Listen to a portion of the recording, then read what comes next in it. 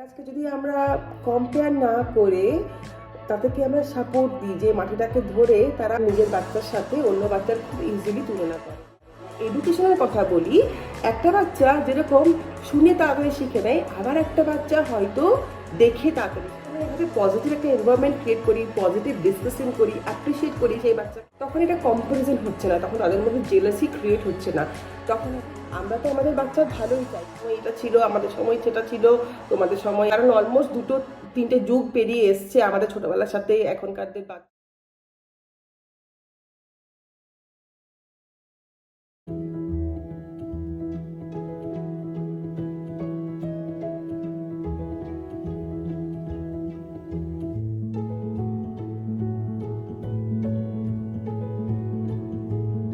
Hello everyone, welcome to my channel. আজকে আবারও চলে এসেছি একটা ইন্টারেস্টিং আর ইনফরমেটিভ টপিক নিয়ে আলোচনা করার জন্য। আশা করি আজকের টপিক অনেক প্যারেন্টসদের জন্য হেল্পফুল হবে। আজকে আমি আলোচনা করব কম্প্যারিজন নিয়ে, মানে তুলনা করা, কম্পেয়ার করা। এটা খুব কমন, আমরা অনেকেই করে থাকি, সেটা আমাদের বাচ্চার সাথে অন্য বাচ্চার। তো সেটা আমাদের বাচ্চার জন্য কতটা হার্মফুল, সেটা আমাদের বাচ্চারকে তার গ্রোথের জন্য কতটা ইম্প্যাক্ট ফেলে, সেটা নিয়ে আজকে আমি আলোচনা করব।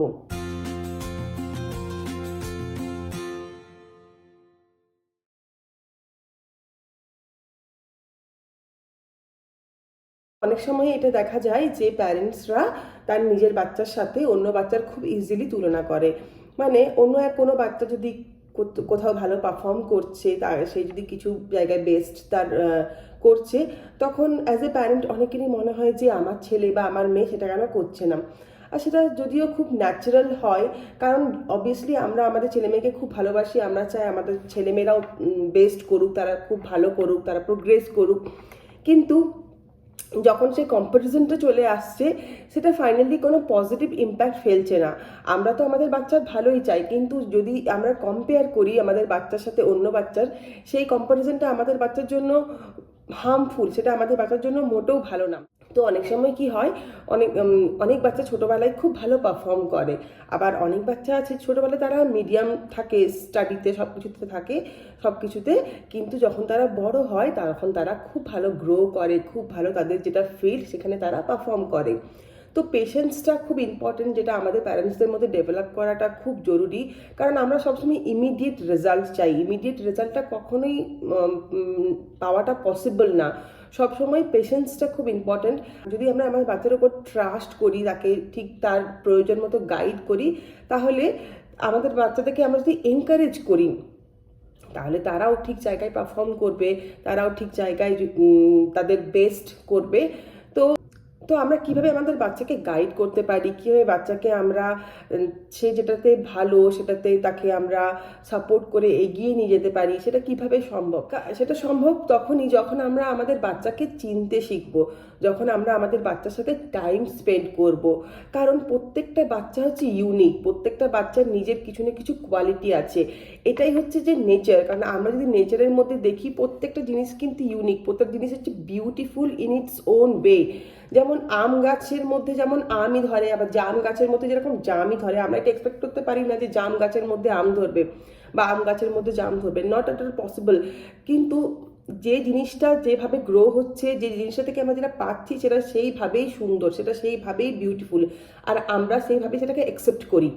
তো সেম জিনিস অ্যাপ্লিকেবল হয় আমাদের বাচ্চাদের জন্য। আমাদের বাচ্চাদের মধ্যেও প্রত্যেকটা বাচ্চা হচ্ছে ইউনিক, প্রত্যেকের মধ্যে কিছু না কিছু বেস্ট কোয়ালিটি আছেই আছে। তো অ্যাজ এ প্যারেন্ট আমরা যদি তাকে একই রকমভাবে অন্য বাচ্চারা যেটা করছে তুমিও করো সেটা করে যায়, তাকে যদি প্রপারলি গাইড না করি, তাহলে তার যেটা বেস্ট সেটা আমরা কখনোই নিয়ে আসতে পারবো না। তো আমাদের কি উচিত, আমরা যদি আমাদের বাচ্চাকে ভালো করে বুঝতে শিখি, তার সাথে টাইম স্পেন্ড করি, তাকে ভালো করে অবজার্ভ করি, তার যেটাতে ইন্টারেস্ট, তার যেটাতে ইন্টারেস্ট না, সেটা আমরা জানতে শিখি, তাকে সাপোর্ট করতে শিখি। কারণ অ্যাজ এ প্যারেন্ট আমরা হচ্ছি তার সব থেকে বড় সাপোর্ট সিস্টেম। যদি আমরাই তার সাপোর্ট না করে আমরাই তাদের সামনে অন্য বাচ্চাকে শুধু ভালো বলে যায়, তাদেরকে শুধু খারাপ বলে যায়, তাহলে এটা তাদের জন্য খুব বড় একটা ডিসকারেজ হয়ে যাচ্ছে। আর তাদের যেটা ভালো, তাদের যেটা সুন্দর জিনিস, সেটা বেরিয়ে কখনোই আসবে না। কারণ তারা নিজেকে সবসময় ছোটই, নিজেকে সবসময় কমই মনে করবে। কারণ যেটা আমরা বারবার বলি বাচ্চাদেরকে, তুমি করছো না, তোমার দ্বারা হচ্ছে না, তাদের মনের মধ্যে এই জিনিসটাই রয়ে যায়। আর যদি সেটা আমরা পজিটিভভাবে বলি যে হ্যাঁ তুমিও পারবে, তুমিও যখন সময় তুমিও পারবে, তুমিও এটা ট্রাই করো, তুমি এটা কি ভালো করে করছো, তোমাকে এটা আমরা পাশে আছি, আমি তোমার সাপোর্টে আছি, তুমি এগিয়ে যাও। তো এইভাবে যদি আমরা পজিটিভ ওয়ার্ডস দিয়ে তাদেরকে আমরা এনকারেজ করি, তাহলে নিশ্চয়ই তারাও ডেফিনেটলি একটা জায়গায় যেয়ে গ্রো করবে। তারা এখন একদম ছোট স্যাপলিং, মানে একদম চারা গাছ, সেই চারা গাছকে যদি আমরা কম্পেয়ার না করে তাদেরকে আমরা সাপোর্ট দিই, যে মাটিটাকে ধরে তারা এগিয়ে যাবে, তার যে মাটিটাকে সাপোর্ট নিয়ে তারা বড় হবে, তাকে যদি আমরা সাপোর্ট দিই, ঠিকমতো পরিবেশ দিই, রোদ দিই, জল দিই, তো যেটা তাদের দরকার তাদেরকে যদি সেটা দিই, তাহলে তারা ঠিক সময়ে তাদের জায়গায় গ্রো করবে, তাদের জায়গায় বেস্ট করবে। আর হ্যাঁ, যদি আমরা অন্য বাচ্চার সাথে এইভাবে কম্পেয়ার করি, সেটা কোনোদিনই পজিটিভ ইম্প্যাক্ট ফেলবে না।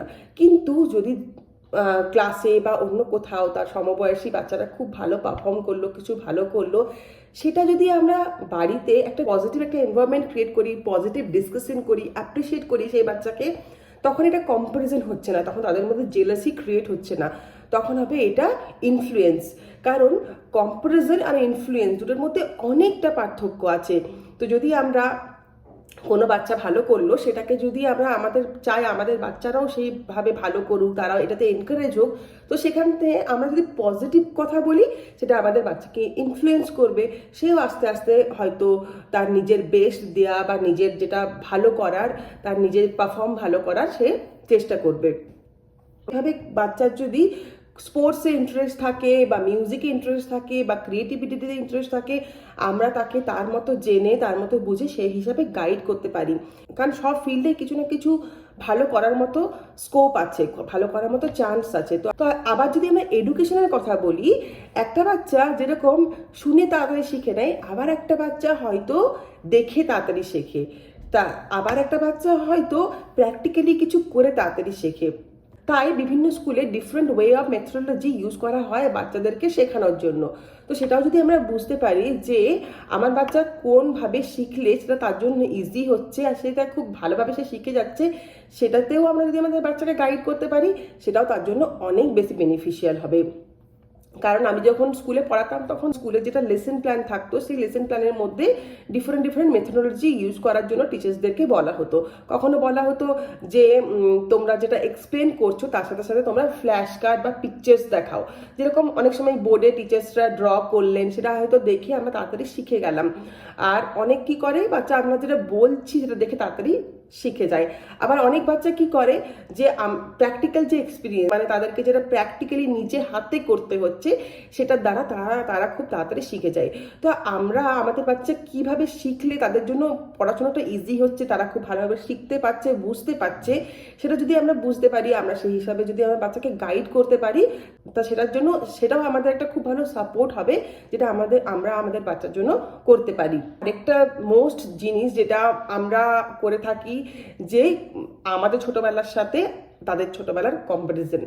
আমরা এটা প্রায় বলে থাকি যে আমরা এটা পেয়েছি, আমরা এটা পাইনি, তুমি এটা পাচ্ছ, আমাদের সময় এটা ছিল, আমাদের সময় সেটা ছিল, তোমাদের সময় এখন তোমরা এটা করছো, তোমাদের সময় এটা এত কিছু এক্সপোজার আছে।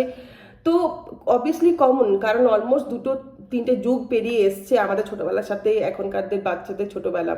তো অবভিয়াসলি ডিফারেন্ট তো হবেই। আমরা যেটা পেয়েছিলাম ছোটবেলায়, তো আমরা নিজেরাই অনেক সময় আমাদের সেটার থেকেও আমরা বেশি আমাদের বাচ্চাদেরকে দিয়ে থাকি।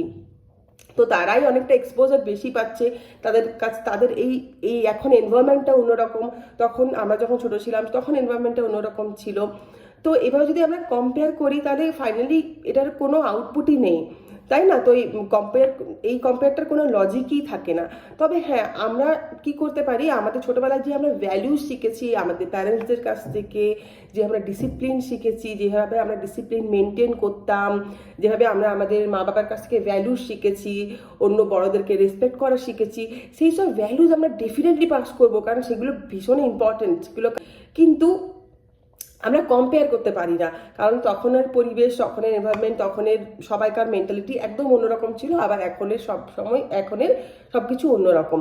তো এইভাবে কম্পেয়ার না করে আমরা যদি আমাদের বাচ্চাকে জেনে বুঝে তাকে গাইড করি, তাকে ভালোভাবে আমরা তার পাশে আছি, ট্রাস্টটা তার মধ্যে আমরা যদি দিতে পারি, যে এইভাবে বাচ্চাদের সাপোর্টে থাকি, তাদেরকে গাইড করি, তাদেরকে ট্রাস্ট করি, তাহলে ঠিক সময়ে আমাদের বাচ্চারাও ব্লুম করবে, তারা গ্রো করবে, তাই না? তো আশা করি আজকের ভিডিও আপনাদের ইনফরমেটিভ মনে হয়েছে, ইউজফুল মনে হয়েছে। তাহলে প্লিজ একটা লাইক করে দেবেন, আর যদি মনে হয় এটা অন্য প্যারেন্টসদের জন্য হেল্পফুল, প্লিজ এটা শেয়ার করুন অন্য প্যারেন্টসদের সাথে। আর খুব তাড়াতাড়ি আবার আসবো নতুন একটা ইন্টারেস্টিং আর ইনফরমেটিভ ভিডিও নিয়ে। তাহলে খুব তাড়াতাড়ি দেখা হচ্ছে আবার একটা নতুন ভিডিওতে। Thank you so much.